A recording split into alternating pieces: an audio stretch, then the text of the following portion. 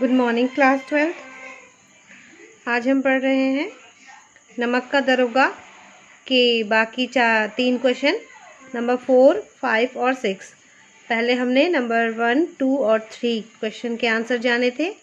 आज हम जानेंगे नंबर 4। देखिए नंबर 4 क्या है। निम्न पंक्तियों को ध्यान से पढ़िए। पहले एक पैराग्राफ दिया गया है, उसके बाद उसके क्वेश्चन और उसके बाद उसके आंसर। ये हमारा पैसेज में भी यूज़ हो सकता है।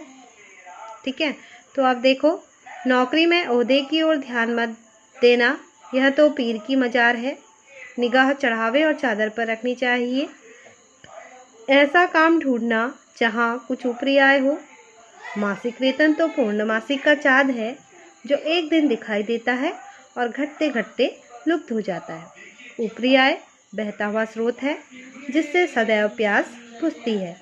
वेतन मनुष्य देता है, इसी से इसमें वृद्धि नहीं होती। ऊपरी आमदनी ईश्वर देता है, इसी से उसकी बरकत होती है। तुम स्वयं विद्वान हो, तुम्हें क्या समझाऊं। ये कौन समझाता है बंसीधर को? ये उसके पिता कहते हैं। पिता उसको बेईमानी का पाठ पढ़ाते हैं, लेकिन बंसीधर क्या होता है?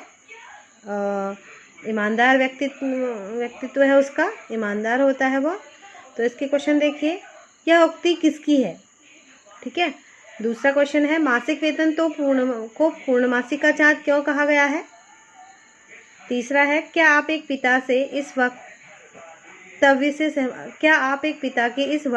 से सहमत हैं? इसका आंसर देखिए क्या है। पहले का आंसर है, यह किसकी उक्ति है? तो यह उक्ति बंसीधर के बूढ़े पिता की है। दूसरा देखिए, मासिक वेतन को पूर्णमासी का चाँद क्यों कहा गया है? मासिक वेतन को पूर्णमासी का चाँद इसलिए कहा गया है क्योंकि जिस प्रकार पूर्णमासी का चाँद पूर्णिमा के दिन ही पूरा दिखाई देने के उपरांत दूसरे दिन से ही घटना प्रारंभ हो जाता है, ठीक उसी प्रकार वेतन भी मास में मिलता तो एक बार है, किंतु अगले दिन से ही घटते घटते शीघ्र ही समाप्त हो जाता है। आंसर गौ देखिए, क्या आप एक पिता के इस वक्तव्य से सहमत हैं? गौ में क्या लिखा है? नहीं, मैं पिता के इस वक्तव्य से बिल्कुल भी सहमत नहीं हूँ, क्योंकि जब एक पिता ही इस तरह की सोच का वक्तव्य देगा तो पुत्र की मानसिकता तो विकृत होने की संभावना अधिक हो जाती है। ऐसी मानसिकता समाज के लिए अहितकारी है, हितकारी नहीं है। ठीक है, समझ गए आप इतना? ओके, तो चलते हैं 5वें क्वेश्चन की ओर। नमक का दरोगा कहानी के कोई 2 अन्य शीर्षक बताते हुए उसके आधार को स्पष्ट कीजिए। ठीक है, तो पहला हम यहाँ लिखेंगे, नमक का दरोगा कहानी के 2 अन्य निम्नलिखित शीर्षक हो सकते हैं। पहला, सत्य की जीत। नमक का दरोगा के अलावा इसकी 2 और शीर्षक जैसे, पहला सत्य की जीत। यह शीर्षक कहानी का केंद्रीय भाव है, मूल उद्देश्य है। बंसीधर को सत्य के रास्ते पर चलने में कठोर संघर्ष का सामना करना पड़ता है, यहाँ तक कि उन्हें नौकरी से भी निकाल दिया जाता है, किंतु वे विचलित नहीं होते हैं। कहानी के अंत में भ्रष्ट अलोपीदीन उनके यहाँ आता है और अपने किए पर पश्चाताप प्रकट करते हुए बंसीधर को अपनी संपत्ति का प्रबंधक नियुक्त करता है। अतः सत्य की जीत कहानी शीर्षक के उपयुक्त शीर्षक हो सकता है। अतः सत्य की जीत शीर्षक कहानी के लिए उपयुक्त शीर्षक हो सकता है। दूसरा क्या हो सकता है, आगे देखते हैं। नैतिकता का मूल्य। यह कहानी नैतिक मूल्यों पर आधारित है। ईमानदारी के महत्व को कहानी में रेखांकित किया गया है। यह कहानी जीवन मूल्यों के प्रति आस्था को बनाए रखने में सक्षम है। अतः कहानी का दूसरा उपयुक्त शीर्षक नैतिकता का मूल्य हो सकता है। अगला क्वेश्चन देखते हैं, कहानी के अंत में अलोपीदीन के द्वारा बंसीधर को नियुक्त करने के पीछे क्या कारण हो सकते हैं? तर्क सहित उत्तर दीजिए। आप इस कहानी का अंत कैसे करते? बच्चों, आप इस छठे वाले क्वेश्चन का उत्तर अपने हिसाब से भी दे सकते हो, जैसा आपने कहानी समझा और जैसा समाज में चल रहा है। और जहाँ जिस तरह से यहाँ पर दिया गया है इस तरह से भी आप लिख सकते हो। कहानी के अंत में अलोपीदीन द्वारा बंशीधर को नियुक्त करने के पीछे यह कारण हो सकता है कि उसने अब तक बेमान, भ्रष्ट और बिकाऊ लोग ही देखे थे।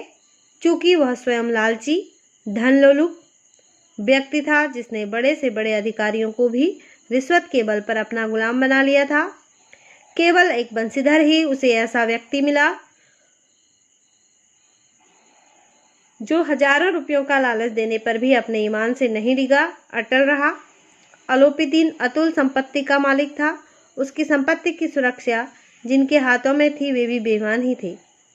अतः उसे अपनी संपत्ति की सुरक्षा हेतु ऐसे ही दृढ़ चरित्र वाले एक प्रबंधक की आवश्यकता थी। क्योंकि व्यक्ति स्वयं कितना ही बेईमान, भ्रष्ट हो, पर उसे कर्मचारी ईमानदार व सच्चा ही चाहिए, इसलिए उसने उसे नियुक्त किया। मैं भी इस कहानी का अंत इसी प्रकार अच्छाई की जीत दिखाकर ही करता। ठीक है, उम्मीद है बच्चों आपको ये क्वेश्चन आंसर अच्छे लगे होंगे और अवश्य ही आपको इसका लाभ मिलेगा। एक बात मैं और कहना चाहती हूँ, आप मेरे इस चैनल को लाइक करें, शेयर करें और सब्सक्राइब करें। अपने दोस्तों के साथ भी शेयर करें और सब्सक्राइब करें, बेल आइकन भी दबाएं ताकि मेरी आने वाली जो वीडियो होंगी वो आपको इजीली मिल पाएंगी, जिससे कि आप आगे भी लाभ उठा पाओगे। और जो भी आपको रिक्वायरमेंट हो मुझे कमेंट करके बताएं, और जो भी आपको चैप्टर चाहिए या क्वेश्चन आंसर चाहिए मुझे बताएं, मैं आपको भेजूंगी। और अपने दोस्तों को भी बताएं इस बारे में। और मेरी बहुत सारी वीडियोस मैंने बहुत सारे चैप्टर्स की बनाई हैं। चैप्टर्स के अलावा class 8th Hindi Sanskrit, 9th 10th 11th 12th की बहुत सारे चैप्टर्स की, क्वेश्चन आंसर्स की, पत्र की, निबंध की और बाकी संवाद लेखन, विज्ञापन लेखन आदि की वीडियोस भी आपको यहाँ पर मिल जाएंगी। आप मेरे चैनल्स को देखिए एक बार और इसको आप लाइक, शेयर और सब्सक्राइब कीजिए, यही कहना चाहूँगी। ठीक है, तो मिलते हैं अगली वीडियो में। Okay, bye.